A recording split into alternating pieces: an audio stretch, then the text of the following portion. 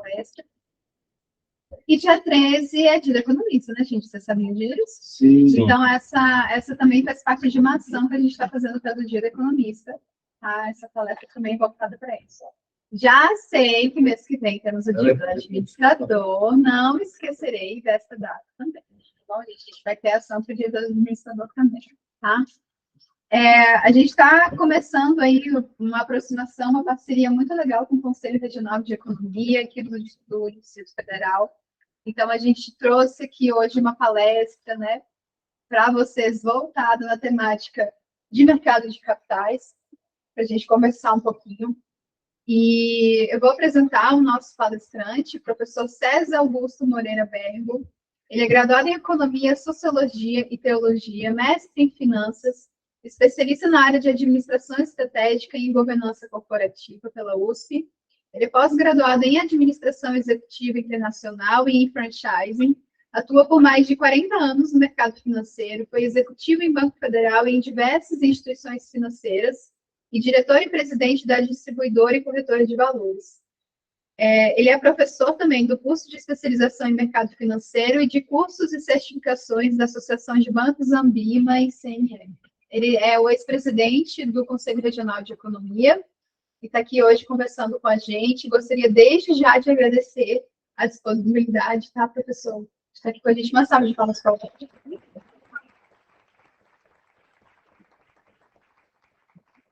E a gente vai, então, agora, todo esse momento que seria para a nossa segunda aula nessa palestra, tá, pessoal? E eu espero que vocês aproveitem. Vou deixá-los agora em muito boa companhia. Eu agradeço. É uma satisfação estar com vocês aqui, vendo cada gostinho de vocês aí. Eu lembro do meu tempo de graduação, para dar aula na graduação. Mas eu sou professor de pós-graduação nessa área de mercado financeiro da Universidade de Brasília e também sou coordenador de cursos da pós-graduação da Faculdade Mackenzie, área de gestão de risco e da área de mercado financeiro também. Essa apresentação que eu vou fazer para vocês é uma adaptação da apresentação que fiz na Câmara dos Deputados, exatamente para mostrar para os deputados a importância do mercado de capitais. A gente sabe muito bem que no Brasil nós temos 80% do mercado em bancos comerciais, 20%, 30% em bancos de investimento. Então, o mercado de capitais aqui é 30%. Nos Estados Unidos é ao contrário. 80% é mercado de investimento e 20% é o mercado comercial. Tanto que os bancos lá nos Estados Unidos não têm um desenho dos nossos bancos aqui. Eles são os bancos regionais. Raramente você vai ter um banco nacional como nós temos aqui no Brasil, os 5 maiores bancos, né, que a gente sabe disso, né? E depois o abismo que tem do quinto para o sexto é enorme. O sexto banco é o Safra e o quinto é o Santander. Então, no Brasil, existe esse aspecto do mercado financeiro, né, que é importante, de financiamento, de crédito, né? Você demora quase 5 anos para formar um profissional na área de crédito. E aí manda ele vender tipo de capitalização. Não vai gostar. Então, assim, às vezes, os bancos eles perdem o foco, né? Aí entra os bancos virtuais, né, que vocês estão acompanhando. Mas nada se compara ao que eu vou falar aqui no tocante aos bancos de investimento, né? A família que opera dentro do mercado de capitais é uma família muito ampla. Você tem até pessoas físicas, as chamadas asset managers, que não são instituições financeiras. São pessoas profissionais que montam sua asset. Agora, para que eles tenham uma atuação dentro do mercado, eles têm que ter a certificação. É outra coisa que eu vou falar para vocês. A importância da certificação. A CVM vai evoluindo, às vezes vai complicando, mas vai melhorando, né? Recentemente, ele soltou boas normas com relação aos agentes autônomos de investimento, que vão poder fazer consultoria financeira que não podiam. Então, o importante disso que eu estou falando aqui, para que vocês são jovens, possam escolher a carreira e saber que no nosso mercado é tudo regulado. Quem atuar sem estar certificado vai estar cometendo um crime contra o mercado de capitais e aí você não acaba respondendo. Você vê tem os processos administrativos, mas quando a coisa complica muito, vai até para o Ministério Público. Então, muitas pessoas não sabem disso. O país é um país sério. E de Suíça veio operar no Brasil sem ter agência aqui. Eles operaram no Uruguai. Foi a Polícia Federal lá, prendeu todo mundo. Então, a gente acha que o Brasil é esculhambado. Não tem nada de esculhambado aqui. Às vezes as pessoas falam, o bom é lá fora, o bom é aqui. Eu tive 2 anos trabalhando no Canadá, numa empresa multinacional alemã, e E só para vocês terem uma ideia, não fui eu que escolhi as pessoas que vinham trabalhar comigo na área de compliance. Mas dos 20 empregados que eu tinha sob a minha subordinação, 17 eram brasileiros. Você acredita? 17. Então, olha, não vai falar que brasileiro é muito bom e é valorizado. Não só aqui no Brasil, é lógico que aí tem o mercado, né? Brasília é uma característica, São Paulo é outro, Rio de Janeiro é outro. Então, no Brasil, às vezes a gente fala assim, gente, eu estou muito animada. Aí você vai lá fora, você tem um valor bem maior. Eu dou aula na Faculdade de Economia em Toulouse, por exemplo. Fui lá e me contrataram. Sou um brasileiro ferrapado, mineirinho, né? Chegaram e me contrataram. Então, assim, é isso que eu queria que vocês tivessem uma primeira visão do mercado. O mercado de capitais é talvez a solução para o nosso país. E eu tenho falado isso, e às vezes até não muito entendido, porque você não precisa de governo. Praticamente as entidades privadas vão se relacionando, criando negócios, valorizando o mercado. E o governo, se não atrapalhar, o negócio vai. O problema é quando a gente entra aí nas questões da reforma tributária, que é outra palestra, tá bom? Mas é que, às vezes, o nível de tributação no Brasil e a forma de tributação acaba atrapalhando muitas atividades econômicas. Né? Mas hoje, basicamente, o mercado de capitais, eu diria que ele é precursor, que nós vamos falar aqui, do chamado ESG, né? A questão do meio ambiente, da governança. E eu até brinco muito, né, onde eu vou, estou falando isso, deveria ter outra letrinha nesse ESG, que seria o I, que é de inovação. Então, eu acho que deveria também olhar tecnologia, é o que nós também vamos estar falando aqui. A visão da tecnologia. Né, Mariana? Então, do ponto de vista de mercado, eu sou assim, um otimista e corrigido. Então, lá, quando eu trabalhava no Deutsche Bank, um banco alemão, eu era presidente da área de distribuição do Deutsche, tinha um pé de meninos, que nem você, assim, trabalhando na área de risco. E eu falava assim, incentivava a participação deles. Né? Hoje, praticamente todos eles têm um escritório de risco e prestam serviço para várias empresas. E eu até brinco com eles, por que eu não segui esse ramo aí, né? Vocês são tudo rico e eu aí, dando aula, né? Então, é exatamente o que eu queria dizer para vocês, que a profissão de economista, e aqui nós temos administrador também, né? Quem é economista que está estudando para economia? Opa! Tem. Quem é administrador? Muito bem. Quem é contador? Nem contador de história, né? Então, é isso mesmo, aqui é administrador e economia. Então, existe uma certa relação, sobretudo no ramo da administração, com o mercado de capitais. Porque o mercado de capitais vive de quê? Das empresas. Né? Então, eu diria que é o mercado das empresas. Então, tem a ver com a administração, sim. Muitas vezes, a gente fica assim meio preocupado quando a gente vai falar. Quando a gente vai falar da administração, e às vezes nós, como consultores, a gente vai nas empresas e tem que ter muito cuidado, porque vocês sabem as regras de mercado em relação ao disclaimer, né? A gente não pode, a gente tem que ter regras de comunicação. Mas uma certa empresa que tinha ações negociadas na Bolsa, nós fomos da consultoria para aquela empresa. E chegamos à conclusão que o problema da empresa estava entre a mesa do diretor financeiro e a cadeira, uma pessoa que estava sentada aqui. Porque ele era sobrinho do dono da empresa, mas ele, infelizmente, não tinha as ferramentas necessárias para tirar a empresa do embaraço. Então, nós da consultoria que nós prestamos, criamos um concurso em que o funcionário que fosse o empregado que fosse ficado iria fazer 2 anos de Harvard. Adivinha quem ganhou? O cara. Só tinha o nome dele dentro da cestinha, ele ganhou e foi para Harvard. A gente não precisou brigar com o dono da empresa para tirar o cara e ele foi para lá. Ele foi realmente. Agora, a empresa ela passou a ser produtiva, as ações valorizaram, e aí você vê a importância do administrador na gestão do dia a dia da empresa. E o economista, ele vai fazer exatamente aquilo que a gente chama de precificação também, sobretudo dos ativos, né?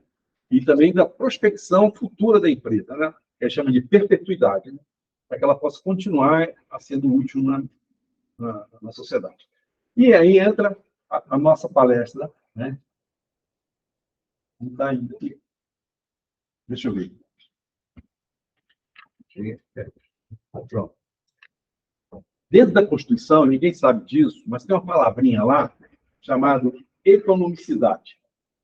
Os nossos legisladores, lá no passado, tiveram essa preocupação de colocar essa palavrinha aqui, que para muitos parece uma coisa, um palavrão, né? Mas o que quer dizer economicidade?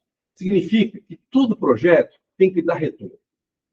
Eu não tenho aquele negócio de fundo perdido, que a gente ouve falar. Né? Quando você vai negociar com os governos, eles falam, isso é fundo perdido. Não existe fundo perdido.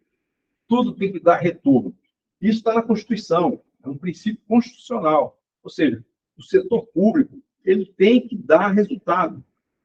Seja qualquer atividade, seja no campo social, seja no campo do trabalho, qualquer atividade tem que se fazer um projeto em que haja um retorno. Não é rasgar nota de 100 de graça. Isso não existe. Então, quando vocês estiverem na vida profissional, vocês vão se deparar com vários projetos. E esses projetos, uma das questões é exatamente isso que vocês vão estar aprendendo para poder orientar os investidores e os donos das empresas também. Então, esse modelo que o mercado de capitais hoje prega é um modelo autossustentável. Porque, muitas vezes, a gente não pensa na geração futura. A gente deixa o problema para a geração futura e só quer viver o bem agora. Mas isso não é o correto. Você vê a questão da reforma tributária, até eu brinco com isso, eu não vou ver a reforma tributária, eu vou morrer. Eu escrevi para 50 anos para implantar a reforma. Mas tem que começar de um jeito. A gente vê que é difícil, já tem 30 anos que eles já conversam sobre isso, e agora colocaram lá na lei mais 50 para frente. 10%. 10 anos para a primeira fase e 50 anos para a segunda. Eu não vou ver. Espero que, quando eu estiver lá, vocês me avisem, né, que vai ser e tal, porque eu não vou ver. Não vai ser para mim. Mas eu fico feliz. Vai ser para o meu neto, vai ser para o meu bisneto. É assim que a gente tem que pensar em sociedade. Deixar algo para gerações futuras. E o mercado de capitais tem essa visão. Né? E não é uma questão ideológica. Se eu sou do partido A, do partido B, do partido C, não é nada disso.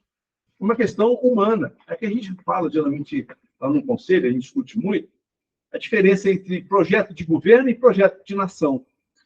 Eu gosto quando um parlamentar vem na televisão e fala assim, não, porque isso aqui é um projeto de nação. Poxa vida, você imagina, mas eu fico feliz. Independente do governo. Os governos passam, mas a nação fica. Vocês todos aqui vão ser beneficiados por uma nação boa, uma nação ética, uma nação que vai estar crescendo, produzindo, gerando emprego. Não é o parlamentar lá, ele também passa. Então, o importante é que a gente construa essa nação. Né? E eu me orgulho muito desse país. Tem uma coisa que eu me orgulho, eu conheço o mundo inteiro, mas eu me orgulho muito daqui. Toda vez que eu estou lá fora, eu quero voltar. Porque não tem país igual ao nosso. Eu vou dizer isso aí. Eu gosto muito dos outros, eu tenho nacionalidade italiana, adoro a Itália, mas não troco nada pelo Brasil. E vou dizer que no Brasil você tem, só para contar assim, né? Vocês sabem, lógico, mas tem Mato Grosso, por exemplo. Ninguém, Mato Grosso, lá, vai ver Mato Grosso. Pega lá o IDH do Mato Grosso, vai ver qual é o IDH de Mato Grosso. Vê se é diferente da Suécia. Pega uma cidadezinha no Pará chamada Paraupeba. Vai olhar lá o IDH de Paraupeba, vê se é diferente da Suécia. Então, assim, esse é o Brasil. O Brasil dos contrastes, das dificuldades, mas é o Brasil. É isso que nós temos que ter primeiro, essa noção de que o país é um país que a gente tem que deixar um país melhor para as nossas gerações, para as gerações futuras. E é um modelo que funciona as relações entre todos os envolvidos e todos se beneficiam e prosperam. É o famoso ganha-ganha. Né? Você tem um terreno, você não vai fazer nada com o terreno. O terreno está localizado no setor bancário norte. Eu não tenho dinheiro para fazer nada. Aí chega um investidor e fala assim, vamos fazer um pé de garagem aí? Aí já surgiu uma ideia. Aí chama o pessoal do mercado para fazer projeto. Resultado, ganha o cara do terreno, que estava improdutivo, ganha os usuários do setor bancário norte, que vai ter um estacionamento para colocar carro que hoje não tem, né? E ganha o negócio. E aí, no início, você entra com uma proposta de fundo de investimento de participações. para fazer o danado do estacionamento lá, né, subterrâneo e tudo. Depois vira, o que vai virar? Um fundo imobiliário. Então, se o mercado de capitais ele vai evoluindo e vai propondo soluções. Então, você tem um fundo de investimento de participações, que é o primeiro momento, mas o fundo de investimento de participações ele tem uma vida de 5 anos em média. Ele não é a vida inteira para ficar com investimento. Geralmente, o fundo de investimento de participações vira, no final, um fundo imobiliário, um outro fundo de investimento, mas normalmente vai para a Bolsa de Valores também. Vira uma empresa e ele vende ações na Bolsa de Valores. Ou seja, o objetivo dos fundos é você investir e ganhar dinheiro dentro de um objetivo, de um horizonte.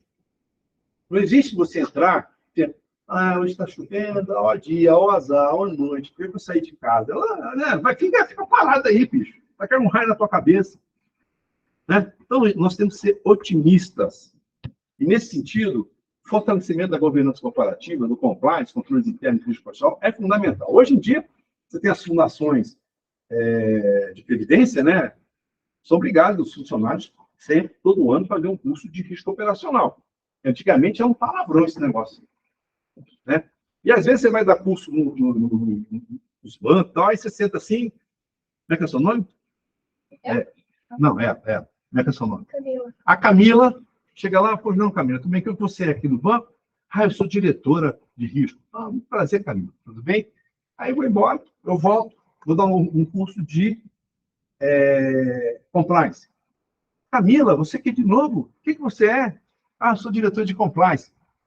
Já olha assim, tudo bem, Camila? Bem. Aí eu volto, aí eu saio, outro curso, de controles internos, tá a Camila lá. Eu falei, Camila, de novo? O que você é? Eu sou diretora de controles internos. Então, esse banco está com um problema. Provavelmente a Camila ou é a esposa do dono do banco ou é a filha do dono do banco. Entendeu? Porque não dá, porque existe o Chinese Wall, que é importante, a segregação. Quem controla, né, não executa. Então, isso é fundamental. E é isso que as pessoas às vezes não entendem. Você está duvidando de mim? Não é duvidando de você, filho. Você é ser humano, você vai ter dor de cabeça, um dia você vai faltar e quem vai fazer o serviço? Não é uma questão, é questão de risco. Então, esses fatores são observados no mercado e são objeto de inserção nos projetos de mercado de capitais. E a regulação e a autorregulação. Então, você tem órgãos de autorregulação, um exemplo, Anbima. Né? Você já ouviu falar na Anbima, não já? Anbima é autorregulação. Mas ela salta uma autorregulação e quem pertence a esse núcleo tem que obedecer. Por que acontece? Você é sócio de um clube. Aí o clube diz assim, não pode entrar de roupa na piscina. E você entra de roupa na piscina. Você vai ser advertido. Aí, na outra vez, você vai ser expulso do clube. Você não está cumprindo as regras do clube. Então, a autorregulação é isso. Né? A pessoa não é obrigada a seguir. Mas, se não seguir, não faz parte daquele clube. E aí, como é que chama isso aí? É a certificação. Quando você vai investir no mercado de capitais, tem um fundo X lá, ele tem que ter o selinho da Anbima. Se não tiver o selinho da Anbima, geralmente não consegue captar. Eu posso ter um fundo que não tem selinho da Anbima e posso captar? Pode. Mas sabe quando você vai vender? Zero.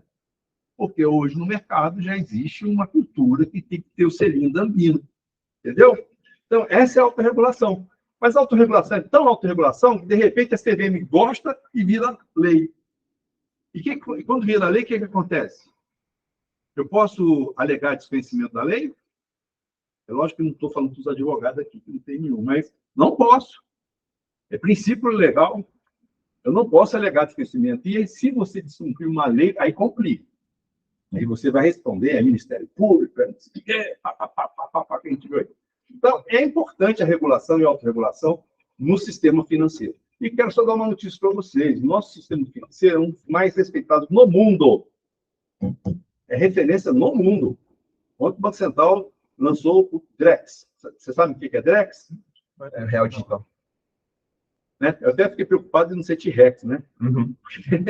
Os caras, marketing, né? Falaram, vamos colocar Drex. Falou, isso é T-Rex, né? Eu só não entendi de onde que eles tiraram o nome. Não, eles fizeram uma reunião, ficaram 6 meses, né? Vestiram aquele chapéu do professor Pardal, né? Uhum. E chegaram nesse nome. Mas o nome quer dizer Digital Real em inglês. Hey, thank you. Uhum. Né? Então, nós somos portugueses, eles põem Digital Real, né? É real digital. né? Sabe? E aí, o que acontece? O X do final, eles querem imitar o Elon Musk. Esse X, o Maxi Blue, que eu era presidente lá, era o X também, isso em 1815. Esse X tem futuro. Todo mundo quer ser ético, né? Então, o nosso Drex é o virtual. Mas, por que eu estou colocando isso? Porque vai acabar o dinheiro, papel moeda.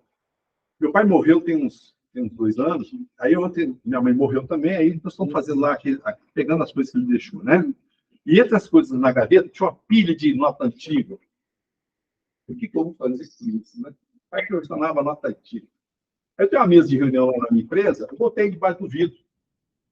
Eu coloquei assim, de disposição, sabe? Aí ontem eu dei uma entrevista para a Record sobre o Drex, para o Jornal da Record. Aí eles falaram no escritório, na hora que viram aqui, falei, legal, isso vai acabar, isso vai acabar. E filmaram aqui. Realmente, o Drex ele é uma evolução, não é dizer que é uma revolução, porque aqui nós já trabalhamos com a moeda escritural. O Drex nada mais é que uma moeda escritural, mas só muito mais moderno, tecnologia de blockchain, não sei o quê, não sei o quê. Então, isso vai revolucionar as transações comerciais. Você não vai ter mais dinheiro no bolso, né? Hoje você tem a questão da segurança também, transporte numerário. De vez em quando vocês veem na televisão explosão de alto atendimento, né? Isso vai deixar de existir. Eu não sei como é que os caras vão fazer, né? Aí tem no seu celular, no WhatsApp aí, né? Use os seus pontos, é golpe. Então vai começar a aumentar os golpes aí, todo mundo tem que ficar atento. Mas no mercado de capitais, a regulação serve para isso, para impor limites no relacionamento dos entes da empresa. E vamos olhar os objetivos das empresas agora, né? Saímos um pouco da questão legal e geralmente agir de maneira holística e transparente, né? Porque melhora a percepção dos investidores em relação àquela empresa. Então, o que vocês podem observar, se vocês tiverem tempo depois de fazer um levantamento, por que as ações de empresas que são mais transparentes e são holísticas valorizam mais que as ações de empresas que não são, entendeu? Então, essa percepção de mercado não é uma coisa assim empírica, que eu estou aqui chutando. Isso são estatísticas que já existem e que mostram que isso aqui é importante. É isso que eu estou trazendo para vocês aqui. Descobrir a missão e como sua atuação melhora a sociedade. Isso hoje já é prática nas empresas, né? Então, você dentro da linha de governança corporativa, geralmente você faz a chamada planejamento estratégico, e dentro do planejamento estratégico você vai ter a missão da empresa, né? E aí é muito importante, desde o menor empregado lá, o estagiário, até o presidente, ter consciência da missão da empresa, porque ele vai poder, de alguma forma, atuar naquele sentido. Outro aspecto, eventual levantamento de suas emissões. Hoje a gente tem visto isso também, com relação a carbono, né? Isso me recorda um aluno que eu tive na UNB, que o trabalho dele foi logo no início da questão, ele foi crédito de carbono. E tinha uma professora na banca, a professora virou para mim de baixinho e falou assim, agora nós vamos cuidar de artes culinárias? Falei, se for arte culinária dentro do que eu ensinei, eu vou aceitar. Mas o caso dele não é arte culinária, não. É carbono, é uma coisa do mercado. Ponto. Então, isso na época ainda estava nascendo. Para que vocês tenham uma ideia da repercussão desses assuntos. Ele fez o trabalho foi publicado no IPEA, e depois ele recebeu um convite para fazer uma palestra numa universidade do Canadá. E eles tiveram a grande ideia de convidar o orientador também, graças a Deus. Então, quando ele chegou lá, a pesquisa que ele fez, o trabalho que ele fez, foi tão revolucionário, que acabaram convidando ele para transformar num livro. E assim, eu fico imaginando vocês aqui, né? Os insights, né? Então, a gente não acredita muitas vezes, mas o que vai estar mandando no mundo daqui 5 anos já está sendo feito agora. Então, a esperança é essa. Então, se vocês pegarem um turno do tempo e viajarem para 5 anos, 10 anos, o que era o Elon Musk lá 10 anos? O que era um Bitcoin? O que é o blockchain? Né? Então, assim, a velocidade, e com essa ideia de inteligência artificial aí, então isso aí está numa velocidade enorme. Né? Então, basicamente, o mercado tem que ir se adaptando a isso aí. Agora, ninguém vai substituir o homem. Ninguém vai substituir o relacionamento. Então, os clientes, eles necessitam de relacionamento. Então, eu tenho uma empresa, a minha empresa tem muitos clientes, vai ter clientes que gostam de ir lá, sentar, ficar 2 horas conversando comigo, né? A gente troca um cafezinho, mas depois ele deixa um check-in de 10 milhões, aí ele é bom cliente, né? O pessoal não entende. Chefe, por que você ficou todo tempo conversando com esse cara? Não, toma aí um cheque, ainda usa cheque, né? Toma um cheque aí, que tal? A próxima vez vai fazer Pix, né? Mas eu estou dizendo assim, é lógico que eu não estou aqui querendo um jogo interesseiro, mas eu coloco na posição de consultor, é que nem um médico. Você pega as finanças das pessoas, você vai cuidar das finanças das pessoas como se fosse um tratamento de saúde. E as pessoas, às vezes, estão doentes, financeiramente falando. E não entende. Não entende. Então, precisa de alguém lá, pegar a mãozinha dele, falar, isso aqui, fluxo de caixa, não sei o quê, você está usando esse dinheiro errado aqui e tal. Mas é necessário que haja um profissional para poder fazer esse trabalho. Porque vocês estudaram isso, né? E, às vezes, a pessoa não tem tempo. O cara é alto executivo, é dono de não sei o quê, ele não tem tempo de cuidar das finanças dele. Aí entra a figura exatamente da relação com o cliente. Implementar política de governança e transparência, e claro que tem a ver um pouco com o que eu já falei ali em cima, né? Então, nós temos hoje uma divisão no mercado, considerando as grandes corporações, né?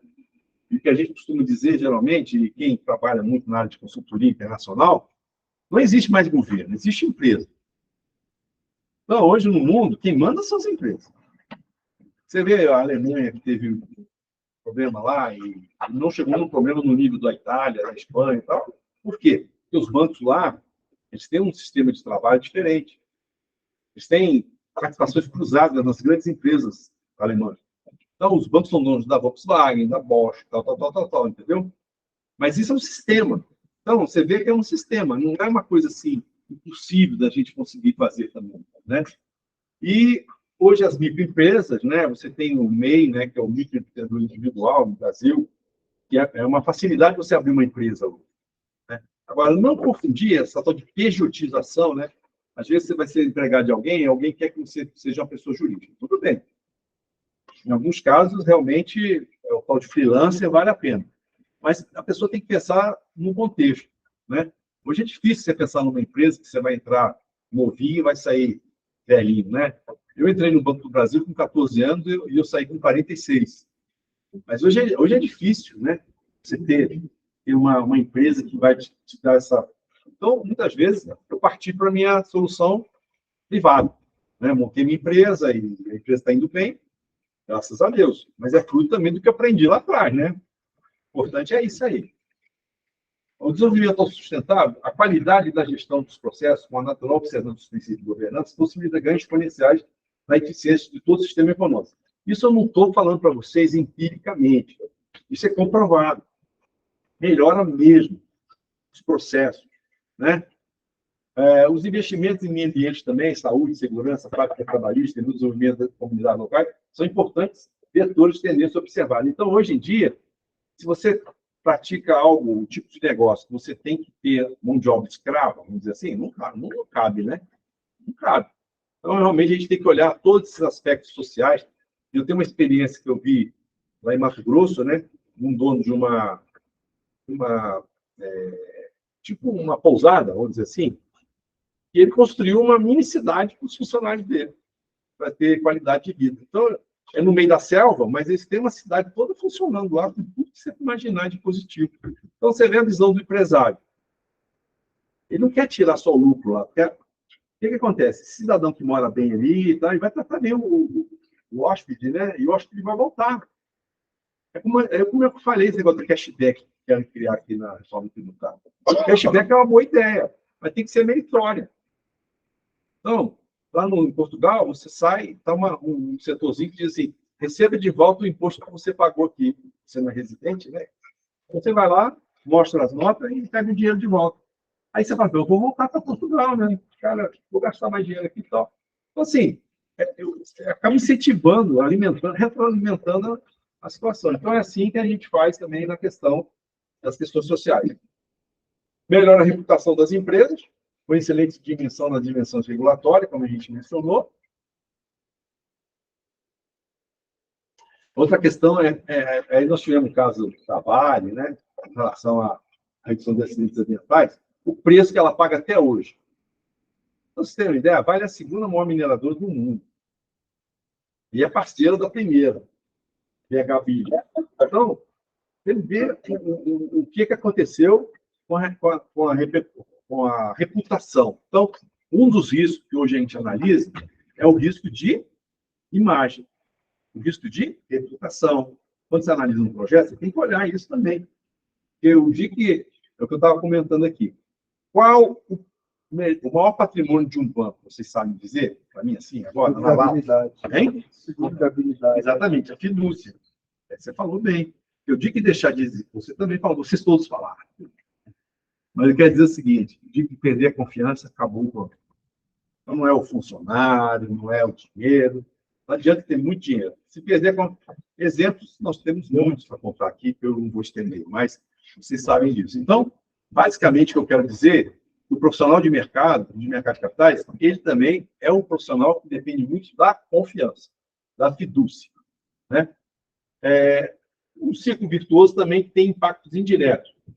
Você acaba tendo maior número de projetos, expansão da produção, criação de empresas e aumenta a renda. É o que eu acabei de contar naquele exemplo que eu dei do terreno vazio, onde você constrói uma unidade lá, podia ser um shopping, vamos dizer assim.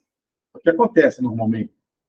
Geralmente o shopping, esses shoppings grandes que vocês estão vendo aí, funciona desse jeito aqui. Alguém entra com um terreno, outro com a construção, e assim vai. E assim gera negócio, gera emprego, gera renda. Uma vez a gente passou num projeto lá em Santa Catarina, que o empresário chegou, a gente não acreditou muito no projeto. Ele queria criar uma marina de barcos. Falei, pô, marina de barcos? Né? Aí ele veio falar, olha, o pessoal do Rio Grande do Sul, quando quer guardar barco, tem que ir lá em Angra dos Reis. Não tem marina aqui. Que isso? E é mesmo. Ou seja, o pessoal não tinha onde guardar barcos. Então, ele queria criar uma marina. Mas, junto com essa marina, ele quis construir uma fábrica de barcos.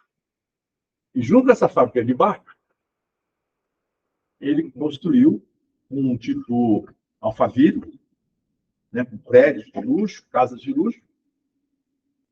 800 milhões foi o preço do projeto.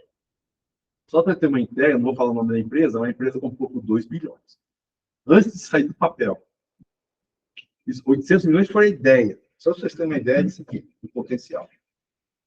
E o cara comprou, e hoje, por exemplo, as pessoas moram ali e vão trabalhar em Florianópolis de barco. Não pega aquele trânsito horroroso que tem para ir para ali. Eles pegam um barco e vão para o barco. Agora, só gente pobre, né? Para fazer isso. Mas quem teve a visão de pegar um terreno baldio lá, um terreno tal, né? Em contrapartida, para construir isso, ele deu uma escola e um hospital para a cidade. Entendeu? E a prefeitura aprovou o projeto. Então, assim, essas coisas acontecem lá em Chicoutimi, no Canadá. Quem já ouviu falar em Chicoutimi? Vocês deviam estar falando, é a terra do meu neto. Saber. Chicoutimi é uma cidadezinha no Canadá. O que eles fizeram? Eles fecharam as câmaras, deputados, distritais, tudo, e formaram um grupo de 5 condados, e é um só. Então, a economia que eles produziram, só para não pagar por todo, né? Construíram um hospital e uma universidade. Uma cidade de 6, 7 mil habitantes. Tem uma universidade, fazer ideia nossa, e tem um hospital com dinheiro que teria sido gasto. Então, só para vocês terem uma ideia, como é que vocês podem mudar o mundo. E mudar o Brasil também. Né? Sou presidente do Conselho Fiscal aqui do Hospital da Criança, né? Vocês vão ver a cidade que tem ali, quando a coisa é bem feita. Vão lá dar uma olhada. É Brasil, aqui do lado, no Noroeste. Então não precisa ir muito longe. Não tinha nada, ali era um cemitério de cachorro. Virou um hospital que hoje atende o Brasil inteiro e é referência mundial. Ele está em 7 melhores hospitais do mundo. Para vocês terem uma ideia, e é Brasília, aqui do lado. O dia que vocês forem andar lá, vocês vão ver o que eu estou falando, a cidade que é aquilo ali, e o cuidado que se tem dentro daquele hospital. Então, essas coisas, também o mercado de capitais entra aí, porque ele vai estar custeando esses projetos, né, que são importantes. Então, os vetores, você tem os direitos né? Os direitos humanos, pessoais, sociais, os direitos das nações, dos povos, as gerações futuras, que eu já comentei aqui. Você tem a questão do meio ambiente, que é saudável, sustentável, reutilização, reciclagem, lixo reverso, acesso a recursos naturais, sobriedade no uso dos recursos, biodiversidade, são todos temas que têm que ser desenvolvidos por nós profissionais. E quando a gente estiver nas empresas, tal, a gente tem que caminhar nesse sentido aqui, com certeza. Não existe crises separadas. Se você está em crise, eu estou em crise também. Não vamos cair na besteira de achar que a crise é só ali. Não é. Não existe isso aí. Vencer os desafios comuns, nós temos que buscar nos unir, buscando soluções comuns, e um único ecossistema. A comunidade vai mal, o empreendimento também vai mal. Então, não vamos pensar que eu vou me dar bem no meio do caos, que não dá. Né? E o que eu falei no início, que é o meio ambiente social e governança, conhecido pela sigla ESG, né? Eu tenho batido o martelo em colocar um I aí, que é de inovação, tecnologia, porque sem tecnologia a gente não vai a lugar nenhum hoje. Tecnologia é fundamental para a gente poder atuar no mercado. No ambiente, emissão de carbono, lembra lá a história que eu falei, de carbono e tal, né? E esse cidadão fez uma pesquisa e descobriu que um cara lá do Canadá, acho que a polícia até convidaram ele para ir para o Canadá, chegou perto do governo canadense e falou que queria comprar uma terra no Polo Norte, que era só gelo, por $10 mil. Aí o governo canadense morreu de rir. E esse negócio desse trouxa aí, tal, vendeu $10 mil. Ele está faturando, só o ano passado, 2021, faturou $700 milhões. Sabe o que ele fez? Durante 6 meses, onde gelo, tem uma passagem de navio, e os navios chineses passam por lá em vez de ir pelo canal do Panamá. Eles ganham 8 dias de transporte de mercadoria para a Europa, passando pelo canalzinho do homem lá que ninguém deu nada para ele. De onde que esse cara tirou isso? É exatamente isso que eu acho interessante nessas pessoas empreendedoras, né? O Polo Norte, vai comprar lá, vai ser amigo dos polares. Não, ele descobriu que o aquecimento global produz esse efeito. É ruim para a Terra, mas ele tirou esse proveito exatamente porque abriu um canal lá e dava para passar navio de alto porque as profundidades lá são enormes. E aí o que aconteceu? O Panamá começou a investir para melhorar o canal do Panamá, que estava com problema, aumentando as reclusas, fazendo todos os investimentos que foram feitos. Esses investimentos não foram de graça, não, é porque pressão. A concorrência gera isso. A concorrência gera o outro cara acordar, o outro dormindo, acorda aí. Então, a governança, nenhuma empresa consegue gerar impacto ambiental e social positivo no longo prazo sem governança. Sem uma boa governança, a empresa pode não empregar os recursos da melhor forma possível. E sem uma boa governança, a empresa dificilmente terá foco no longo prazo. Então, isso é importante. Quais são os agentes de mercado, que eu já mencionei aqui no início?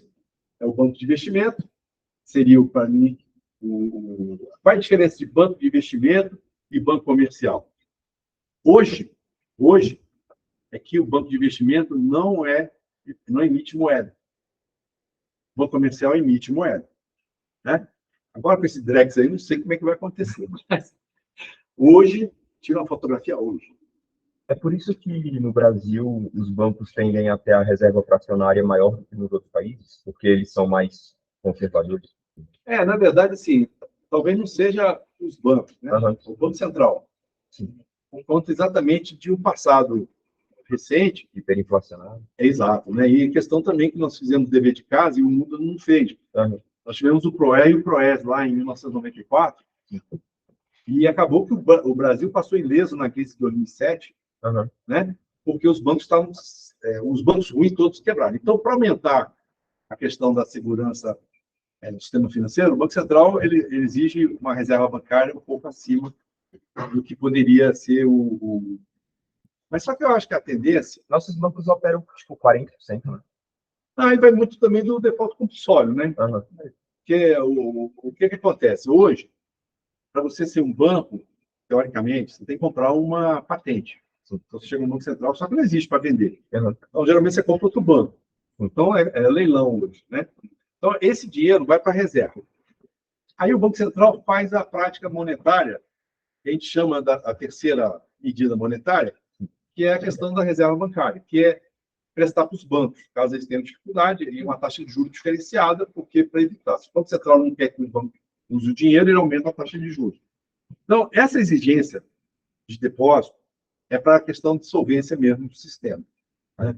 À medida que há uma teste de estresse que o Banco Central faz e reduz o risco, ele também vai reduzir o nível de exigência. E acontece também, muitas vezes, em momentos de crise, há uma liberação maior para os bancos, para eles poderem fazer crédito. Mas hoje, os bancos eles estão mais afetos à Basileia do que a Banco Central. Então, existe aquelas regras de Basileia, né, do fator ponderado de risco, que eles têm que observar. E eu até brinco, né? Quando aconteceu o problema do Credit Suisse, a gente fosse para a Suíça, os caras estão tudo vermelho de vergonha. Né? E a Basileia é lá. Né? Como é que o Credit Suisse vai acontecer aquilo com o Credit Suisse que é a Basileia? Ou seja, nem o suíço segue a Basileia. Então, às vezes, acontece de alguns bancos hoje que estão com um afrouxamento. Mas eu não sei se você viu, não saiu ainda a norma nos grandes demais para quebrar no Brasil. Então, essa norma está lá para sair um tempo, mas não sai. Porque nós temos alguns bancos aí que estão com problemas. Não vou citar nome. Né? Mas aí demora, porque se aumentar a exigência, você vai aumentar a dificuldade. Aumentar a dificuldade, você vai reduzir crédito. E não é o objetivo desse governo, pelo menos agora, de reduzir crédito. Né? Mas essas exigências têm a ver com o nível de compliance mesmo dos bancos. Né? Para que eles possam estar, de uma maneira, não botando em risco o sistema. Hoje em dia, são 5 grandes bancos, né? Mas nós temos 94 bancos no Brasil. Então, você tem os 5 maiores, mas tem outros tantos 90 aí que... Né? Fora os bancos virtuais também. As fintechs não estão inclusas Não nos estão nesses 94. 94. Já é outro. E aí, por exemplo, você tem a XP, que é banco hoje. Né? Você tem... antigamente, o Banco Central tinha um sistema que era meio assim. A instituição não era banco, mas recebia autorização de fazer compensação. Então, recebia um número que você podia mandar dinheiro direto para ela. Né? Então, muitos correteiros se valeram disso. Inclusive, para trabalhar, fez isso. Né? Então, facilita a vida com o cliente. Você não precisa mandar para outro banco, aí o banco olha lá, você fez depósito, ele vai tentar te cooptar. Né? Então, hoje você manda direto. Agora, isso que você perguntou é mais ligado a essa questão realmente sistêmica. E vai depender do nosso Banco Central. Uma questão de conservadorismo. Né? E aí você vai depender realmente não digo do humor, não. É questão técnica mesmo, né? Que nem essa questão da taxa de juros aí que a gente não acaba essa discussão. É a questão, o Banco Central entende que é daquele jeito, ele vai atuar aquilo. Se ele estiver acertando, todo mundo vai elogiar. Então, quantos anos que a gente não ouve falar que quebrou um banco? Né? Então, parece que a coisa não está ruim. Mas, invariavelmente, há essa monitoração, né? Monitoramento do sistema financeiro pelo Banco Central. É um tema empolgante. Se eu entrar aqui, eu não saio. Deixa eu ver. Eu gosto. Mas aí você tem o BNDES também, que é um tipo de banco de investimento, mas aí é um detalhe só, que é para a questão de banco de desenvolvimento, que é o caso do BNDES, tem que ser estatal. Você não tem banco de desenvolvimento que não seja estatal. 100%? 100%. É empresa pública mesmo. Né? Mas isso também replica para os estados. Os bancos de desenvolvimento que sobraram, estaduais, eles são tudo estatais. Não tem nenhum com ações privadas. 100% estatal. É uma exigência de lei. Né? Mas tem característica de banco de investimento. Né? Mas é mais para longo prazo. Então, tem as agências. Aqueles estados que perderam os bancos de desenvolvimento abriram agências de fomento. Se enquadram também nessa situação. E um outro que também não se enquadra aqui são as cooperativas, né? Os bancos cooperativos, que é um outro tipo de legislação também. Tipo o Sicoob, Sicredi, esses bancos Cooperforte, esses bancos aí, todos eles formam um outro tipo de estrutura, né? Inclusive em termos de exigências também. Né? Aí que cria uma concorrência desleal. Mas como... Desleal, eu digo assim, o banco comercial é muito regulado. Muito regulado. E o cooperativo é menos. Então, às vezes, tem custo de regulação. Né? Hoje em dia, com os spreads pequenininhos, a taxa de juros caindo, Aí você vai ter problema de custo, aí manda embora metade dos funcionários. Mas- Esse encrenca aí. Mas aí o certo seria, ao invés de regular mais os que não são tão regulados, seria cortar a regulação dos que são. Sim, depende, Esse- né? Se o dinheiro está no banco, você vai gostar que corte a regulação? Depende da É regulação. lógico, mas aí tem que ir no fundo garantido de crédito, que dá 250 mil, aí tu fica tranquilo, né? Aham. Que nem os caras me ligam, eu apliquei em tal banco, eu tenho 250 mil mais lá? Tem, então tira 12 mil, deixa só 250. Apliquei no CDB de cálculo, deixa só 250. Entendeu? Demora um pouquinho para retornar, mas retorna. Não vamos correr risco. Mas é isso que eu estou falando, né? Não existe almoço grátis, gente. Exatamente. Esquece. Esquece. Se alguém está te dando muita coisa, alguma coisa tem, e aí vira corrente da felicidade. Né? Ontem mesmo tinha um cara, pô, mas professor, o senhor é contra o Bitcoin? Não sou contra criptomoeda. Eu não aplico. Eu vou para Las Vegas, eu vou para cassino, mas não jogo. Mas quer jogar, também não vai ser eu que vou falar para você não jogar. Porque tem toda uma estrutura por trás de investimento, de conhecimento técnico, de análise. Eu respeito. Só isso que eu faço, eu respeito. Mas eu não indico. Porque não tem lastro, né? Eu gosto de obra, sou mineiro. Gosto de bem real, né? Tocar, né? E aí não tem como tocar no... O que garante o criptomoeda? Eu mando. O gás, né? Vamos deixar o gás, né? É. Se o dono do gás quiser ir para a Lua e financiar a viagem para a Lua dele, ele vai comprar uma moeda, vai valorizar. E todo mundo vai entrar lá, né? Você está rindo, né? Você sabe quem é. Você não. O dono do gás, né? É um dos caras mais ricos hoje do mundo. Bom, então, do lado dos instrumentos, né, que nós temos no mercado, de capitais, que a gente utiliza, essa é a família que eu apresento a vocês. A debêntures, né, que são títulos de empresa. Quando é que uma empresa usa debênture? Quando ela acha que tomar dinheiro no banco vai ser pior do que tomar uma debênture. Só que acontece, quando ela lança debênture, ela lança um punhado de obrigações que ela tem que cumprir no mercado. Então, tem um custo para você ter debênture. Então, tem que fazer essas contas. Às vezes, os caras não sabem fazer conta. É isso que vocês vão ensinar para eles. Custo de oportunidade. Às vezes vale a pena, às vezes não vale. Tem que olhar. Depende do projeto, né? É como eu digo, existe o mau endividamento e o bom endividamento. O bom endividamento é quando você faz para investimento. O mau é quando você faz para despesa. Quando você usa dinheiro para fazer despesa, meu amigo, você vai chamar a bola de neve aí. Aí Deus te salve. Amém. Certo? A gente não é teólogo para rezar para você. Então, aí, você tem fundo de investimento, você tem as ações, e seriam as minhas preferidas. Acho que ações é muito interessante, acho que vale a pena debruçar sobre ela. As letras, as cédulas e os títulos no mercado. O marco regulatório, então, ele vai trazer coisa de novidade. Então, agora, recentemente, eu digo uns 2 anos atrás, o marco regulatório do câmbio, né? Facilitando as transações de câmbio. O Brasil já está indo para isso aí. O Brasil já é moderno para ter isso, né? Então, investidores estrangeiros, as regras de governança, né?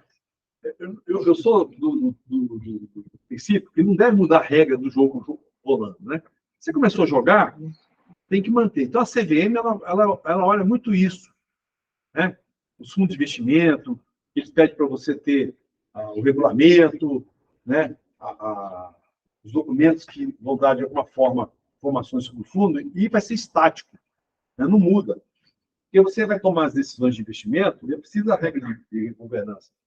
Redução de burocracia, né? Também é fundamental.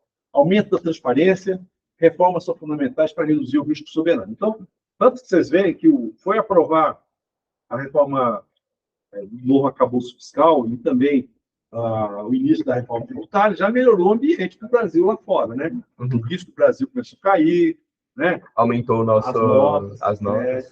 Né? Foi quem? A Fitch? Standard Poor's. Tem 5 já aumentaram, e a tendência é seguir. Sim. A Standard Poor's começou, aí as outras vieram atrás. Aí começou com a Standard Poor's. Mas assim, é lógico, você como investidor, você tem que fazer o seu dever de casa. Não tem que ir no ouvido dos caras, né? Porque na Arturanda você quebrou, foi assim. Pois é, a Standard Poor's foi a principal ali da crise de 2008. Você tem a Deloitte também, né? Sim. Então tem tudo isso. Agora, eles também externem. Então, a gente tem que partir do pressuposto que eles são sérios. Mas você tem que fazer o seu dever de casa. Isso que eu falo com as empresas que eu dou consultoria. Vem cá, pego 3 menininhos lá e vocês vão aprender sobre risco aqui para ir conversar com os caras. Os caras vão te enrolar. Entendeu? Porque hoje sofisticou tanto a questão que às vezes você acha difícil, mas não é. Você tem que entender que o outro faz o serviço dele. Mas se ele estiver fazendo serviço errado, você tem que ser capaz de ver que ele está fazendo errado. Entendeu? O importante é isso. E aí você tem aumento de fontes privadas de recursos, cria um ambiente de negócio favorável, volume maior de emissões, base de investidores crescente, formação de poupança. É isso que nós estamos vendo hoje. Eu mesmo tenho ido para fora, e França, Alemanha, o pessoal está querendo investir no Brasil. E não é assim. Eu até brinco com eles, que a minha calculadora só cabe 6 zeros, mas eu tenho que comprar uma de 9 zeros agora, porque eles querem bilhões agora em vez de milhões. Né? Então, você pensa, poxa vida, como é que pode isso? É o momento. A gente tem que aproveitar. O mundo está favorável ao Brasil. E favorável ao mercado de capitais. Né? Então, essa previsibilidade, estabilidade econômica, equilíbrio fiscal, segurança jurídica, educação financeira e seletividade das empresas.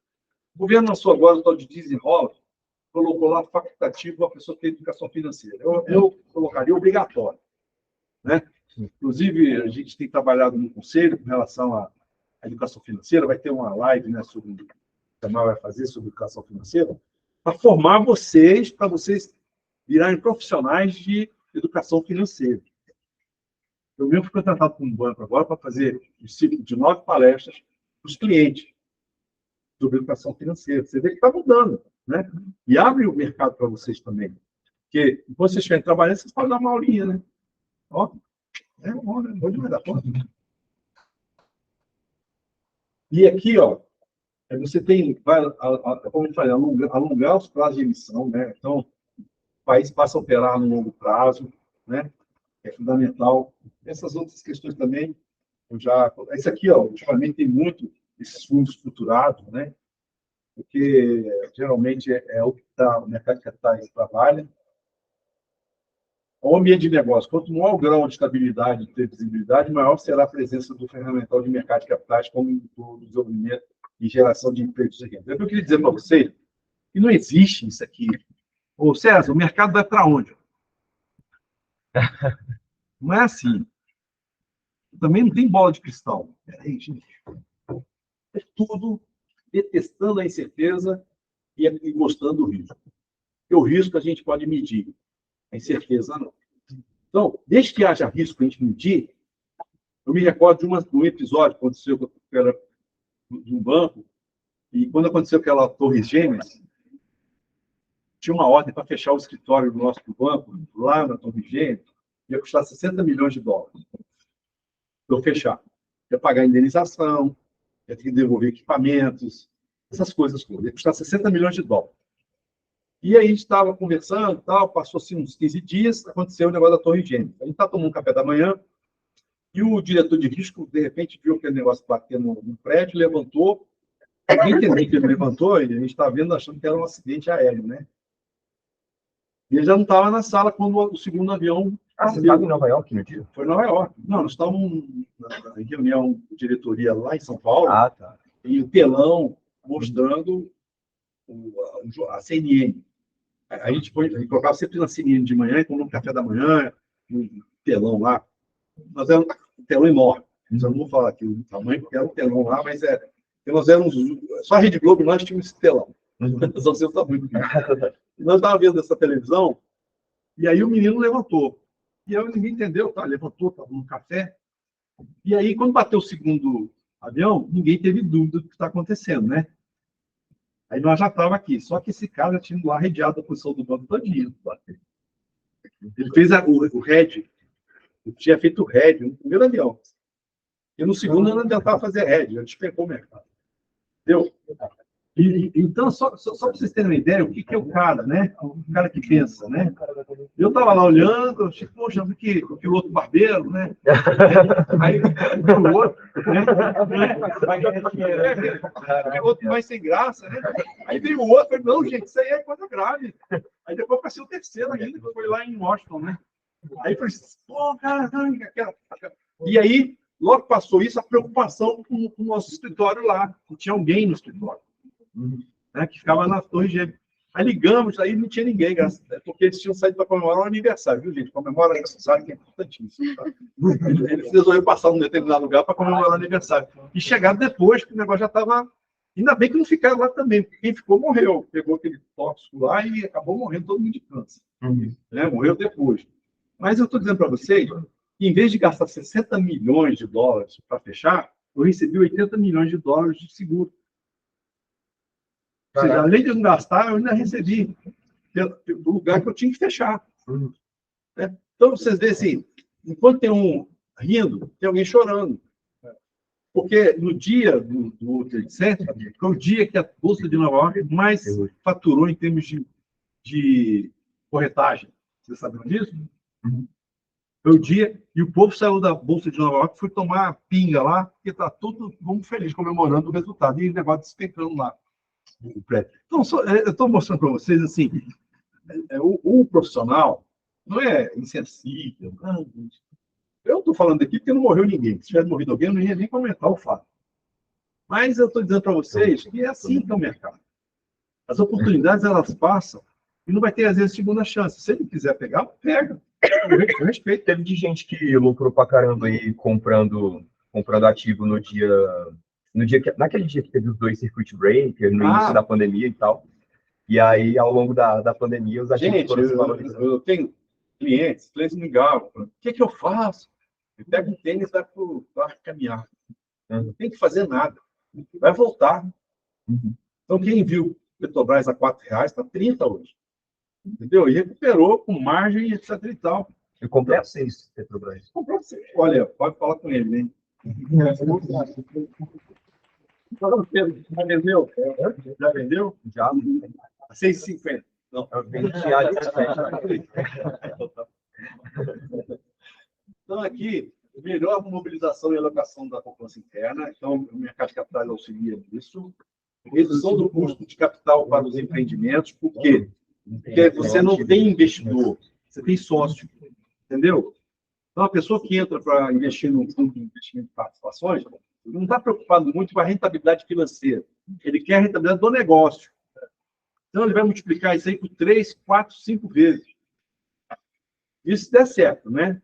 Mas é por isso que existe o projeto, e o projeto tem que ser bem feito. Aumenta a disponibilidade de recursos, maior liquidez tanto para empresas como investidores, melhor taxa de retorno para empreendimentos e também viabilização do maior número de projetos. Porque não depende de governo. Depende de você sentar com outro cara aqui, o cara fala, eu quero um data center lá em São Paulo. Data center, beleza. Quem está por trás? A tal de IBM, melhor ainda. Né? E a coisa só vai melhorando. Me dá mais boa notícia aí. E a coisa de empreendimento sai e depois acontece isso aqui. Você vai ter vários projetos. Esse investidor vai ganhar dinheiro ali, vai investir em outro. A ideia das PCH aqui no Brasil, das grandes energia elétrica, que cresceu no Brasil, investimento em energia, é uma coisa absurda. Então, hoje em dia, o que mais temos na carteira nossa de projetos é a questão de energia, tanto eólica, como solar, como PCH. Então, isso tudo tem a ver com isso aqui. Porque o cara ganha aqui, fica 2 PCH prontas, ele vende, já compra, manda fazer 5. Manda fazer 5. Aí ele vende a 5, manda fazer 15. Aí começa a aparecer no Ford. Os milionários do mundo. Mas é assim que faz. É assim que o mercado funciona. Estou passando uma imagem para vocês de uma realidade. Uma realidade que eu vivi e vivo. Né? E aqui, por último, caminhando para o final já, você tem um cenário, né, que a gente tem um cenário, a gente geralmente faz o cenário, né, o economista, o administrador, traça o cenário otimista, pessimista, conservador, depende. Então, um cenário, você tem um centro de gravidade de emprego que está mudando. Hoje a gente tem visto. Lá em 1815, quando eu era diretor de um banco aí, a gente foi na Suíça, e o nosso banco era o único que tinha caixa ainda. Isso tudo tinha acabado. Aí eu falei assim, gente, lá no Brasil é tudo caixa ainda. Né? Então já tinha acabado lá. O nosso banco era o único que tinha caixa, uma vez não acabar. Né? Vai abastecer gasolina nos Estados Unidos, vê se tem frentista. Está entendendo? Agora é ruim, porque isso vai gerar um desemprego, aí tem a questão estrutural. Mas é isso aí, o centro de gravidade acabou. Hoje em dia, analista, muitas vezes, vai ser feito pela IA. Então, você era analista, não dó. Mas a IA vai precisar de você com a sua inteligência, para você poder trabalhar com ela ainda. Ainda. Né? Então, essas questões têm que ser olhadas. Eu já falei da inovação, o empreendedorismo, novas fronteiras de conhecimento, estruturas organizacionais, os marcos regulatórios também, Estado como indutor e facilitador, mercado de capitais maduro e também o chamado suitability, que é o caso de você ver o perfil de quem está investindo. Isso não é só uma coisa assim, é lei. Então, quando você vai vender algum tipo de investimento para alguém, você tem que saber qual é o perfil dele. Se ele é conservador, agressivo e tal, né? Então, o cara às vezes fala assim, eu quero comprar ações, mas você não vai dormir. Entendeu? Então, às vezes, o cara tem que ver, tem que se conhecer também, né? Eu costumo dizer que a insulina da vovó você não pode comprar ações. Ela vai veneno, vai morrer. Né? Então, às vezes, não está disponível ali naquele momento que você queria, né? E atrapalha até a sua estratégia. Né? Então, o desenvolvimento de projetos-chave na geração de economia de escala na produção de alto valor agregado, que é o que o mercado de capitais trabalha. Implantação de projetos na agricultura, que no Brasil é muito carente, e é a grande prioridade dos investidores internacionais é fazer investimento em infraestrutura no Brasil. Né? Sobretudo ferrovia, portos, aeroportos. Né? Participação em programas de incentivo à pequena e média empresa, participação em programas para um maior desenvolvimento do agronegócio, que já está muito desenvolvido, mas vai desenvolver muito mais ainda, e atração de capitais estrangeiros em volume crescente para investimento de longo prazo. Recentemente, você também essa discussão aí, que está tendo aí, o governador de Minas andou falando mal do Nordeste, né? Não devia existir isso. Né? Dentro do mercado, devia ter um equilíbrio nisso aí. Mas, infelizmente, você vê ainda esse tipo de mentalidade. Porque o Nordeste tem um potencial enorme, né, de desenvolvimento. A gente tem que ter orgulho de a gente ter aquela área ainda para poder desenvolver. O Brasil ele é grande demais e tem espaço para poder fazer isso. Não precisa ficar atacando os outros. Né? E mercado de capitais, fundamental para a recuperação das atividades econômicas e o nível de emprego. Bom, conclusão, a gestão eficaz do desempenho regulatório e social pelo mercado de capitais é capaz de impulsionar a criação de valor para a economia brasileira. Então, nós, como profissionais do mercado de capitais, que temos primordialmente atender às empresas e também aos investidores, nós temos a Comissão de Valores Imobiliários, que é a nossa reguladora, e ela não olha o interesse de investidor profissional e nem qualificado. Esses, ela deixa por conta deles os investimentos. O foco da CVM é o pequeno investidor, é o que, teoricamente, seria o desprotegido. Então, as normas da CVM é nesse sentido. Embora ela regule todos os fundos de investimentos, ela tem esse foco no pequeno investidor, que é a pessoa que é desprovida. Então, existe a regrinha de que é investidor qualificado, o que é profissional e o que é o investidor que a gente está se referindo aqui, que é alvo da CVM. Está claro também que o fenômeno provocado pelas novas tecnologias cria desafios e motivações. Né? Então, hoje, para você fazer um cálculo de viabilidade econômica, você leva segundos. Antigamente era papel, massa e régua, depois aquelas calculadoras HP12. Hoje você pega o computador e fala, eu quero isso, isso, isso. Ele já faz. Você nem digitar.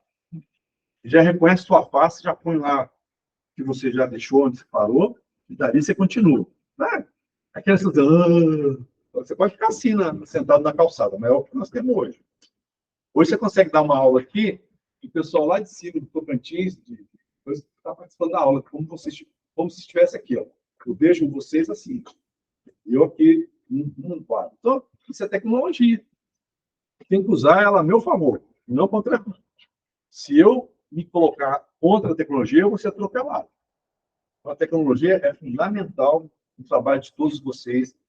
Né? Não é ter tablet durante a aula, ficar eternizando o professor, não, viu? Vocês guardam o tablet. E hoje em dia, para dar aula, a gente fala assim, fulano, aí o cara já vai no Google lá.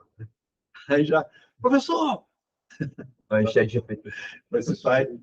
O chat GPT até estava comentando com o Daniel, que não vamos ter uma atividade, o professor que vai ser o debatedor, falou, Gerei 15 perguntas no GPT lá para vocês responderem. Ah, bonito, né? Então eu vou colocar minhas respostas no GPT também para te responder. Eu não vou nem participar da... Só copiar e colar. Não vou nem participar. Né? Agora, duvido que o GPT sabe da minha experiência. Ele não sabe. Então, vou deixar ele pensar lá. E só para vocês terem uma ideia, muitas vezes a gente opera no mercado diretamente, né? E lá tem os robozinhos, né? Algoritmos, né? Então, eu trabalho muito para caçar esses algoritmos. Sou caçador de algoritmos.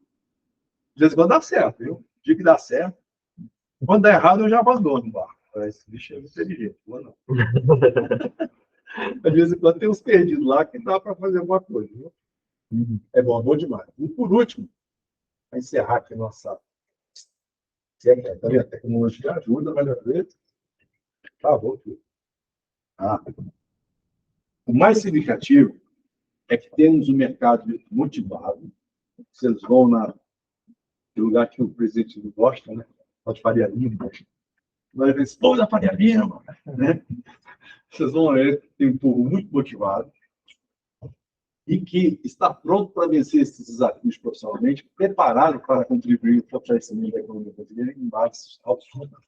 Então, são escolas como essa aí que vocês estão hoje estudando aqui, o IBMEC, escolas como a UNB mesmo, aqui em Brasília, em São Paulo também nós temos outros, e antes do IBMEC vir para cá, ele era muito forte lá em São Paulo também, e até lembro, quando eu trabalhava na Unidade Bank, eu falava com meus gerentes, né? Quem bater recorde de captação vai ganhar um curso de administração financeira no IBMEC. Aí, vou bater o recorde, claro. Então, isso é bom. Então, é isso aí que nós temos que ter. Enquanto a gente é jovem, preocupar um pouco da robustez para o nosso currículo, para o nosso conhecimento, né? E a oportunidade vai chegar. O dia que ela bater na porta, é isso aqui. Ó. Se alguns de vocês cumprirem esse caminho aqui, eu não tenho a menor dúvida de que amanhã eu vou estar vendo vocês com sucesso. Talvez não em jornal, porque isso aí, daqui a 5 anos, não deve existir mais jornal, né, cara? Não vou nem fazer previsão, para não correr risco. Mas, realmente, eu acho que vocês garantem realmente a carreira de vocês. Eu quero só dar o parabéns para vocês terem estado aqui hoje, né? Agradecer. E me coloco à disposição se houver alguma dúvida, né? À vontade.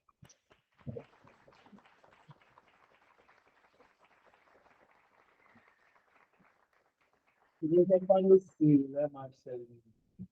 Bom, pessoal, alguém gostaria de fazer alguma pergunta, comentário ainda? Antes do almoço não dá, porque é meio-dia, mas não tem problema. Quem quiser ir embora, a gente dá presença. Pode ir.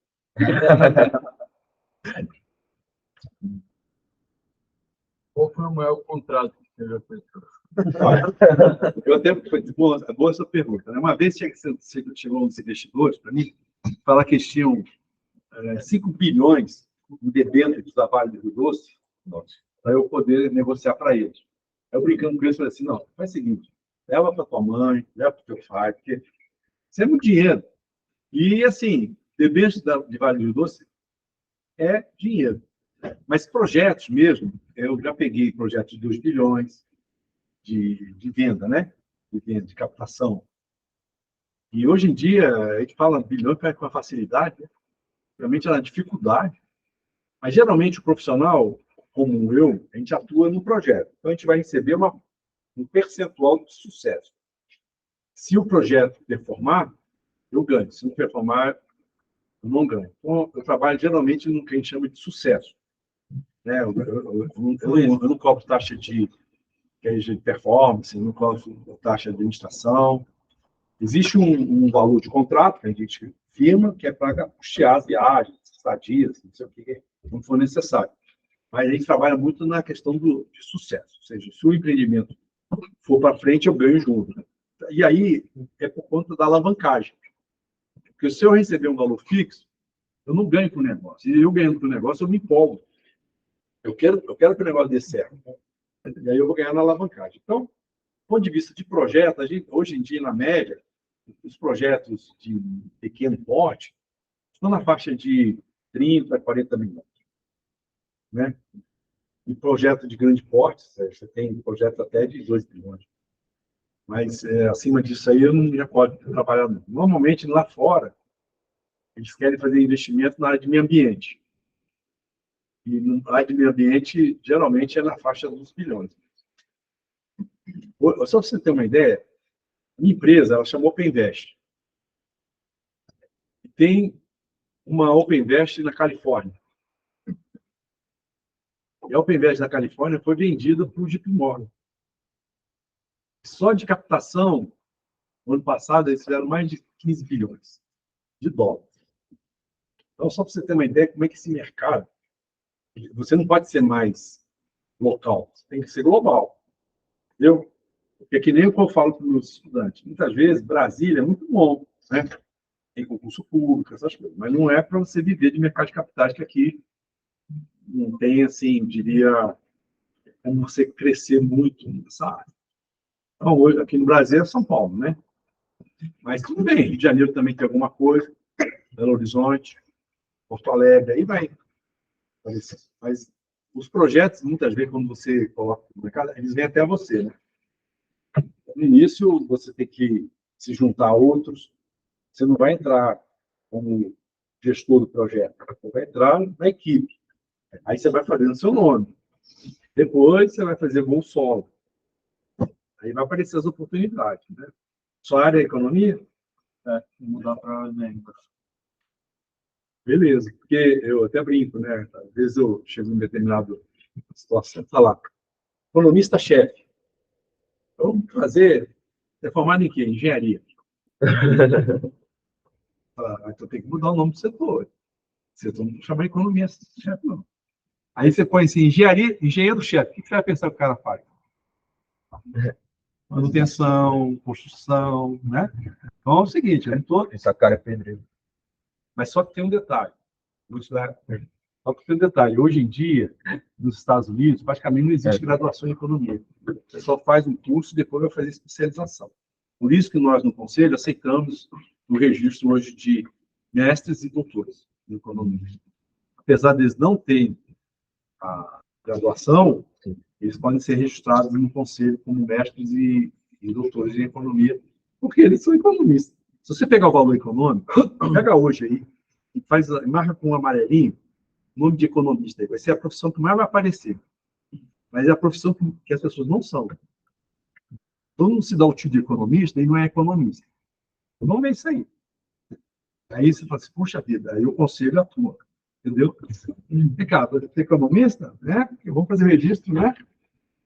Aí o cara, não, mas eu sou administrador, eu sou engenheiro. Ah, então tá bom. Então não fala que é economista, não. Fala que é administrador. Não? Fala que é engenheiro.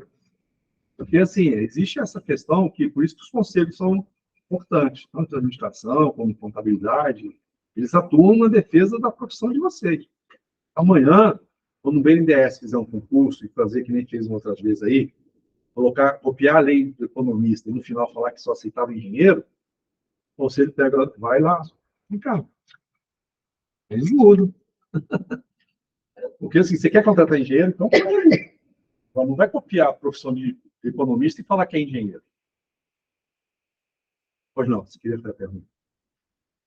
Era se isso já fez ou pensa em fazer algum projeto voltado a mais questão social. Se você for na palestra que a gente tem no Brasil, se tem muita dificuldade, ensinar as pessoas a lidar com o dinheiro, mercado financeiro. Já fez algum projeto ou pensa em fazer?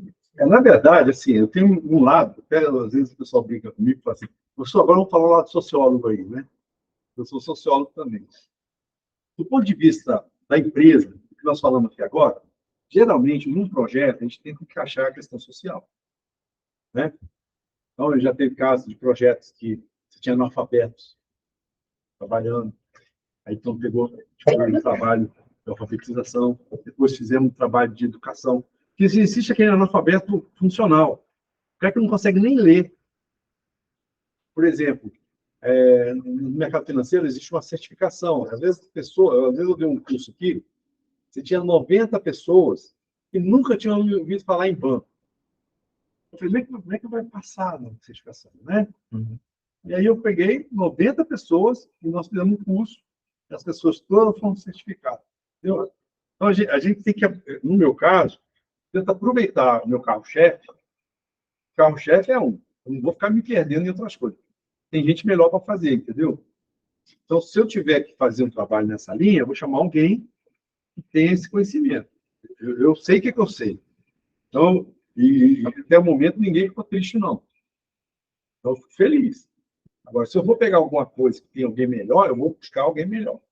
Então, mas a questão da educação financeira, a gente, no conselho, a gente teve um trabalho na própria Secretaria de Educação do DF, né? Tivemos uma aproximação da Secretaria para dar esses cursos para os professores, né? Porque, assim, aos poucos você tem que melhorar quem dá aula, né? Aí você tem um professor lá, falando de educação financeira, o cara está endividado. Aí você vai no médico para emagrecer, o médico é gordinho.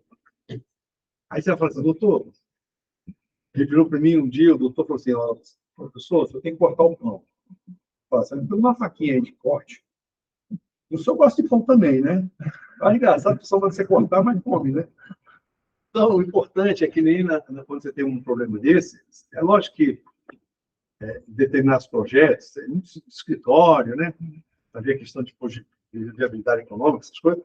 Mas quando você vai para a batalha mesmo, lá no campo, aí você vê algumas questões assim, como eu mencionei aqui, no caso lá de Mato Grosso, que o dono da pousada fez uma cidade para os funcionários dele, né? Então melhorou a qualidade de vida dos funcionários. Os funcionários não tinham que pegar ônibus para ir para casa. Então, isso é importante. Acho que tem que alinhar. Hoje em dia é fundamental alinhar, sabe? Mais alguém? Eu tenho que pedir a sua conciliação. Assim, Tá. você é formado em economia, sociologia e teologia. Né? A teologia eu brinco, o pessoal fala para mim, por que você fez teologia? Fala que a minha esposa fez e o nível lá em casa estava muito alto. Tive que melhorar meu nível. Né? Mas, no final das contas, eu vou dizer para você o seguinte, a economia não gera valores. A economia gera instrumentos. Os valores têm que ser valores humanos. Porque a economia, ela vem do humanismo. Né? Então, esse fator econômico, muitas vezes é confundido, porque a origem da palavra economia, ela vem de cuidar da casa. Né? É a nossa função. Só que foi expandindo. Então, quando você cuida, você zera. Então, é necessário ter essa conscientização que o ser humano não é uma coisa finita, é uma coisa transcendente. E para você entender isso aí na vida da gente, quando sua pergunta tem muito a ver com isso, é seu nome? Hein? Kilden. Kilden. Então, a pergunta dele tem muito a ver com isso que você perguntou também. Porque se você não fizer uma coisa holística, como eu falei aqui, o pensamento que as coisas estão todas interligadas, não tem você ganhando. Então, a teologia, ela entra aí. A sociologia entrou na minha vida por engano. Porque eu estava fazendo engenharia civil e foi na época da ditadura. E eu, num probleminha lá no MP. E aí, todos nós decidimos, nós, uns 7 engenheiros, futuros engenheiros, vamos ser futuros sociólogos. Resolvemos ir para sociologia. Não sei. Porque o Major falou que em quem eles batiam mais, a gente foi para sociologia. Né? Porque a gente era muito tranquilo naquela época. Um jovem de 17 anos, 18, né? Muito jovem. Então, eu fui fazer sociologia por causa disso. Eu nem sabia o que era. Não tinha nem noção. Mas eu gostei de fazer. Eu tive a minha orientação, foi o Cristóvão Buarque, que foi meu orientador lá na época. Né? Eu gostei. Depois eu acabei largando o curso de economia. Eu fazia, não que você podia fazer dupla opção, de acordo com a sua nota. E aí eu larguei economia porque eu casei. Tinha 20 anos, aí eu resolvi largar, porque eu tinha que trabalhar para sustentar a casa. E depois eu resolvi terminar a economia, terminando a UDF. Né? Então, eu acabo sendo economista, sociólogo, teólogo. Nessa esteira ainda, fiz um curso de Direito, mas eu não tenho OAB. Mas fiz por conta do trabalho mesmo que eu desenvolvo, que eu precisei da graduação. Né? Mas, do ponto de vista hoje, eu diria para você que a teologia ela tem uma importância muito grande para entender isso aí que eu estou te falando. que entender a questão do ser humano mesmo, porque senão não tinha assim, eu entrei brincando, porque o pessoal falava assim na faculdade, né? Pô, você é mestre em finanças, você já é, né? O que você vai fazer teologia? Eu falava, ó, vai dar certo para vocês, só Deus, né? E outra coisa também que eu brincava lá no conselho, porque eu acabei no conselho também, convidado, o pessoal me convidou, e eu sentado naquela mesa, tinha ex-professores meus da UNB. Aí eu me perguntava, o que você veio fazer no conselho? Eu falei, para me sentir jovem. Tantos professores aqui, né? Então, eu lembro do Zanetti, do Mário Sérgio, né? Professores meus. Então, assim, às vezes a gente vai fazer alguma coisa, não é tão racional assim, não. Depois a gente descobre que foi importante para que eu tivesse esse conhecimento para poder atuar. Então, eu sou grato a esses meus professores, tudo, em função disso. Então, eu espero que eu tenha ajudado a todos vocês nesse sentido, né? Despertar essa luzinha, né, que tem dentro de vocês. Vocês têm muita esperança, que realmente o nosso país precisa de vocês. Cada um de vocês. Lógico que eu fiquei muito triste quando vi que tinha os brasileiros lá no Canadá. Falei, por que vocês não estão no Brasil? Né? Mas meu genro também é brasileiro e está lá na França, trabalhando na Airbus. E foi engenheiro aqui. Meu sobrinho fez o ITA e está lá em Paris, trabalhando lá. Então, eu não posso nem falar, né? Aí eu resolvo dar aula também, pronto. Aí eu pego, estou dando aula na faculdade de Toulouse, mas é mais assim, porque lá é diferente do esquema aqui do Brasil, né? Lá você consegue deixar 15 dias, lá não tem esse negócio do semestre todo, né? Você dá aula 15 dias e já dá a sua matéria. Aí chegou engraçado, porque na última turma, eu aplico prova, sabe? Lá eles não têm isso não, sabe? Costumam fazer prova. Não sei que é método brasileiro, tem prova. E aí eu brinco, né? Eles queriam fazer uma festa de despedida minha, eu queria que eu aplicasse a prova, sabe? O medo dele, o medo é igual em todo mundo. Gente, vamos fazer a prova, depois a gente come um bolinho. E eu tenho um método lá, né? Que eu não vou falar não, porque senão eu fico mal aqui. Mas todo mundo acaba passando, pode ficar tranquilo. Eu sou um pensamento que se você conseguir decorar 50 questões que eu passo, eu vou passar. Mas é isso, gente. Os estudantes do mundo inteiro são iguais a vocês. O bom é isso. O ser humano é igual no mundo inteiro. Tá? E aqui chega no Brasil, eu vejo essa juventude aí, eu fico meio esperançoso, né? Eu quero passar isso para vocês. Não desanime. Nem quando a Petrobras cair a 3. Viu? Não desanime. Continua animado. Porque, aí que você compra mesmo. O que eu quero dizer para vocês é o seguinte, eu vim trazer um pouquinho da minha experiência, né? Eu, inclusive, quero tomar muito tempo de vocês, mas eu espero que possa ser sido útil no futuro, né? Vocês pensarem no futuro, o que vocês vão fazer, né? Onde vocês vão se colocar. Eu, particularmente, hoje, se você perguntar para mim, professor, com tudo que você falou aí, você faria a sua vida diferente? Não faria diferente. Faria exatamente a mesma coisa. Mas há duas coisas que eu recebi não foi de professor, foi de um colega do banco. Quando eu entrei no banco, ele falou assim para mim: nunca demonstre tudo que você sabe, porque eles vão te fossilizar na cadeira, você não vai sair mais do lugar. O ideal é que você aproveite seu tempo na empresa para conhecer a empresa toda. Então, não fica mais de 2 anos em um determinado lugar. E eu fiz isso, segui a regra. E acabei virando um Forrest Gump. Porque eu rodei a empresa inteira. E eu conheço hoje desde a área de segurança, que me ajuda muito na área de compliance, na área de controles internos, né? Na área de recursos humanos. Eu também sei fazer um PCR, trabalhar com a questão. Então, isso foi muito importante, eu espero que seja para vocês úteis também. E foi bom para mim, acho que com certeza vai ser bom para vocês, tá bom? Se você fosse dar o único conselho para a gente, qual seria? É o aeroporto. Não, o grande conselho é o que mais ou menos o que eu falei aqui. É você não colocar a tecnologia como sua adversária. Você se aliar a ela. E às vezes chega em determinado lugar, dá até cansaço, né? E quem for para os caminhos da economia, não esquecer que economia é humano, vai ter que gostar de matemática e estatística, tá? Não pode chegar assim, né? Porque para dominar essa ferramenta, para você ir para a tecnologia, aí você vai com autoridade. Eu digo isso porque a minha esposa é formada em ciência da computação, né?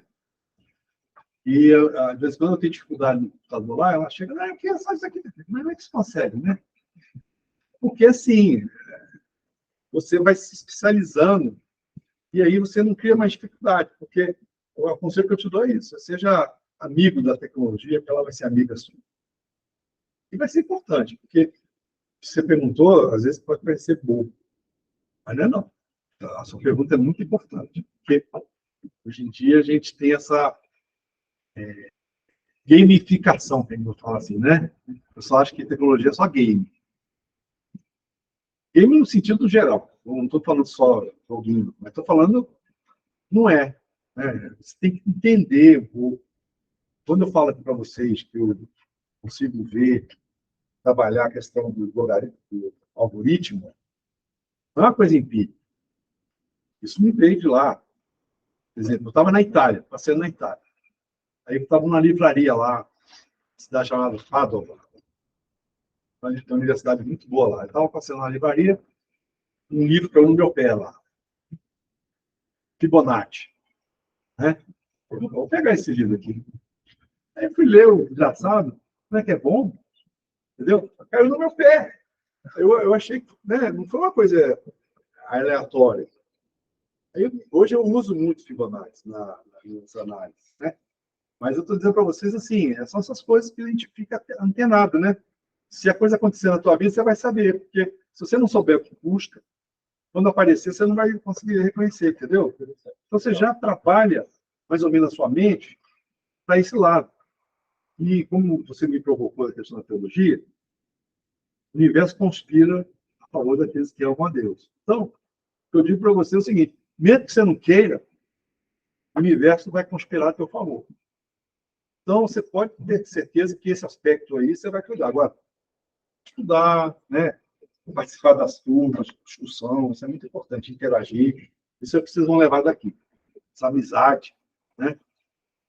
Vocês acabam construindo mais essa amizade, porque no mercado de trabalho é assim. Eu já consegui muito emprego com meus amigos. Ah, tem aquele cara lá, você quer vir aqui? Claro, porque alguém me indicou, entendeu? Então, essa rede é boa também, importante também, manter, não se distanciar, porque o homem não foi feito para caverna. Se eu continuar aqui, eu vou entrar na sociologia, na teologia, não é o caso. Vou deixar o mercado de trabalho. Tá bom? Obrigado a todos. Um bom dia.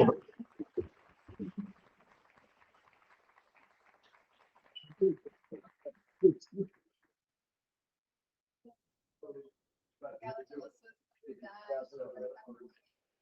Bom, pessoal, a gente finaliza então a palestra com vocês. Deixo obrigada por vocês pela palestra.